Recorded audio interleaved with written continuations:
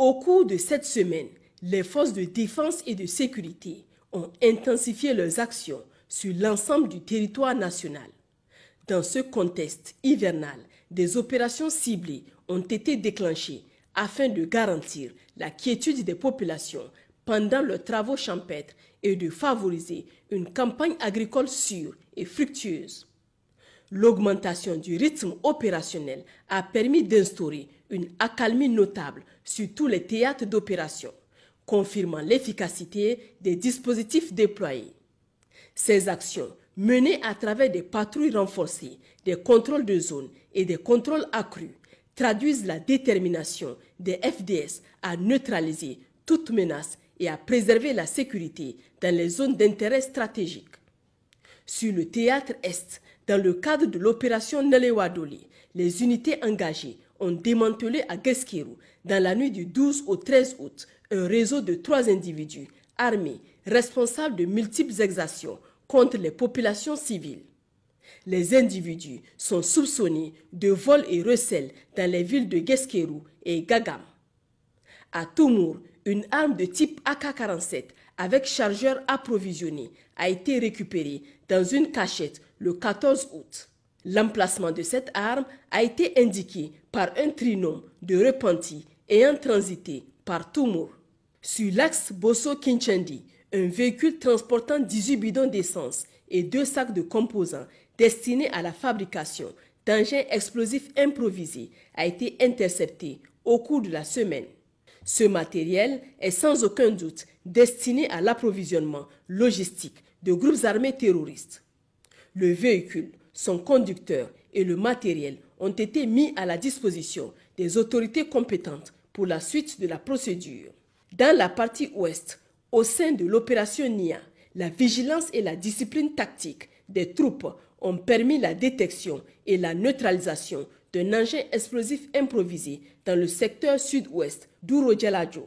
Sur la base de renseignements obtenus d'une source fiable, un individu convoyeur de 31 vaches volées a été interpellé par les FDS au poste de contrôle de Namaro le 12 août. Les animaux volés dans le secteur nord de Dumba, département de Terra, ont été conduits dans un premier temps à Goté avant d'être chargés à bord d'un camion en direction de Niamey. L'individu interpellé est originaire de Sela Bankilari, mais résident à Ayuru. Les investigations se poursuivent afin d'établir les circonstances et les éventuelles complicités liées à cet acte. Le 15 août 2025, les mêmes FDS en poste à Namaro ont interpellé 3 individus impliqués dans un trafic de produits prohibés. Les saisies effectuées comprennent du chanvre indien et diverses substances nocives auxquelles s'ajoutait du mercure conditionné dans des bouteilles. Les personnes interpellées ainsi que les produits saisis ont été mises à la disposition des autorités compétentes pour la suite de la procédure. Sur la rive gauche du fleuve, à la suite de renseignements signalant la présence de groupes armés terroristes au sud de Baleyara, le commandement de l'opération Almahou a déclenché une opération de reconnaissance offensive dénommée Hagayan 1. De jour comme de nuit, les unités ont sillonné cette zone agricole et touristique stratégique, multipliant patrouilles, contrôles et prises de contact avec les populations. Cette action a renforcé le sentiment de sécurité, assuré la liberté de mouvement des civils et protégé les activités agricoles, tout en dissuadant toute velléité hostile. Dans le cadre des missions de sécurisation conduites par l'opération Damissa dans les secteurs de Gaïa et de Dogondouchi, plusieurs actions coordonnées ont été menées avec efficacité, permettant d'obtenir des résultats significatifs. Le 9 août 2025, dans la zone de Tanda, à 20 km à l'est de Gaïa, l'observation de mouvements suspects a conduit à la mise en place d'un dispositif d'embuscade nocturne.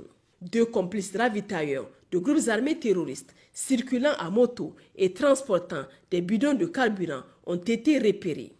Les investigations ont révélé qu'il s'agissait en réalité de 2 groupes de bandits armés répartis sur 2 échelons de 2 motos chacun. La vigilance tactique des militaires a permis de stopper leur progression et de saisir divers matériels.